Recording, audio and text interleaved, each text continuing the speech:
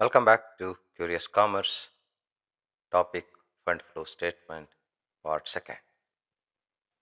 So, in this session, we will discuss about the working capital, fund, and cash in detail. This is the most popular and most important concept, especially for understand the fund meaning. According to this view, funds means working capital, or funds always equals to working capital. We are using the formula for calculate the working capital is the difference between the current assets and current liability. In short, working capital equals current asset minus current liability. Working capital represents the short-term financial strength of the business. It shows whether the business can meet its day-to-day expenses. Let us understand with simple example. Suppose a shop has current asset including of stock, debtors, cash in hand, and cash at bank, is 1,50,000 rupees, and the current liability, including of creditors and bills payable, is 70,000 rupees. The difference between the current asset and current liability, that is 1,50,000 rupees minus 70,000 rupees, the working capital is rupees 80,000. If next year working capital becomes rupees 1 lakh, we say fund increased by 20,000. Why accountants prefer this concept?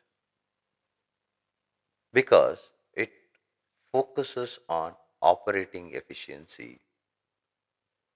It answers an important question: is the business financially comfortable in the short run? One more question may be arise: where it is used? In front flow statement, funds usually mean working capital unless the question clearly says otherwise. The meaning is working capital only. Let us understand with the practical business example. Imagine a wholesaler or wholesale trader. Even if he has low cash today but large stock and receivables, he can still run the business smoothly. That is why working capital view is more realistic than cash view. Remember the golden rule: fund flow statement is equals to the working capital concept. Now let us move to the second meaning. According to some experts, fund means cash only. This is called the narrow concept of funds. Only the two items included, that is the cash in hand and cash at bank. But debtor, stock, prepaid expenses not included. For example, suppose the opening cash is rupees 20,000, the closing cash is rupees 35,000, increase in funds by 15,000 rupees. Very simple, right? Where this concept is used, mainly used in cash flow statement, liquidity analysis, and immediate payment ability study.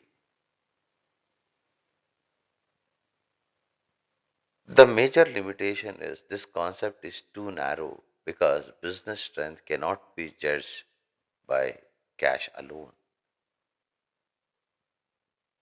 Think about the supermarket. At the end of the month, cash may be low, but huge stock is available. Many customers will pay soon. Is the business weak? Generally, no, right? but the cash concept may wrongly suggest weakness. Cash concept is useful for very short term analysis but not sufficient for overall financial.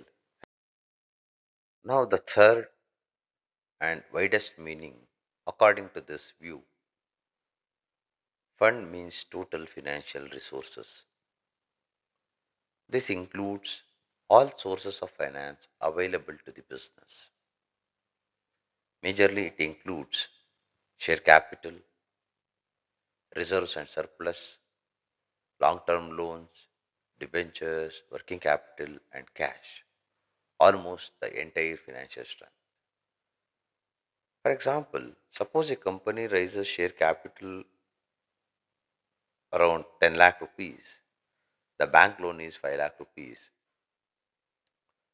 Financial resources increased by 15 lakh.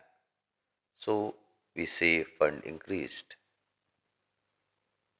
This concept is useful for long term financial planning, capital structure analysis, and overall financial strength study. In practical accounting problems and examples, this concept is rarely used in fund flow statement questions. Learners must be careful. Working capital concept is most popular, used in fund flow statement, and the scope of the concept is medium. The second one is the cash concept, that is very narrow, used in cash flow statement, immediate liquidity focus. The third one is the financial resource concept, very broad, used in long term financial analysis and overall financial power. If the question says fund flow statement and nothing else is mentioned, assume funds equals to working capital. This one line can save many marks in your examinations. So, learners, we clearly understand the concept of fund in three powerful ways. Now, you will never be confused between working capital, cash, and financial resources. Now, we are in the end of the session. So, in the session, we discussed about the understanding working capital and how changes in current asset and current liabilities affect it, and understand cash and how cash movement is considered in the fund flow. Finally, understand financial resources like long-term sources of capital. In the next video, we will learn about the schedule of changes in working capital. If you are interested about this type of the videos, please like, subscribe, and share. If you need the daily updates, follow the WhatsApp channel Curious Commerce Financial Management Hub.